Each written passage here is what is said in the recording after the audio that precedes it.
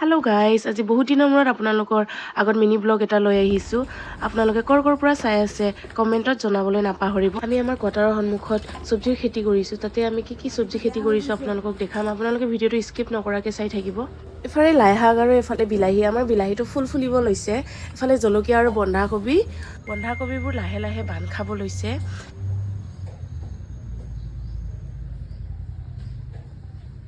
মই আপোনালোকক এবাৰ গোটেই বাৰীটো দেখাই দিছোঁ কি চব্জি কৰিছোঁ।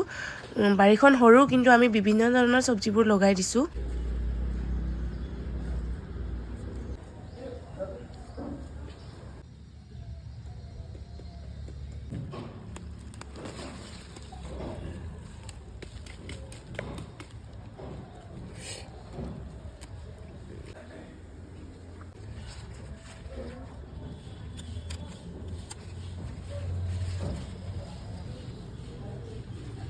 ধুনীয়া, নিজে হাৰ্ভেষ্ট কৰা, বহুত ধুনীয়া, ফ্ৰেছ, ন' মেডিচিন।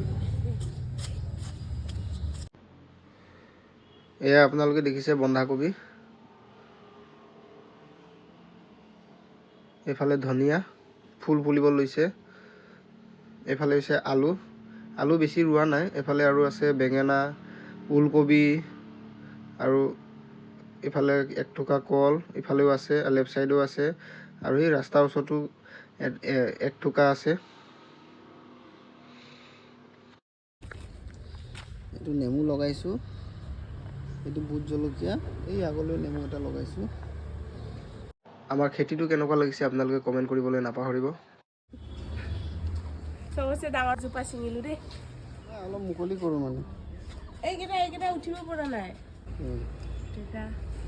এইটো আৰু ছিঙি আছোঁ। এইটো আমাৰ ধনিয়া, এইটো আলু আগ। গাইজ, এয়াই হৈছে আমাৰ চব্জি বাৰী আৰু মিনি ব্লগ। গতিকে আপোনালোকে মিনি ব্লগটো কেনেকুৱা পালে কমেণ্ট কৰি জনাবলৈ নাপাহৰিব।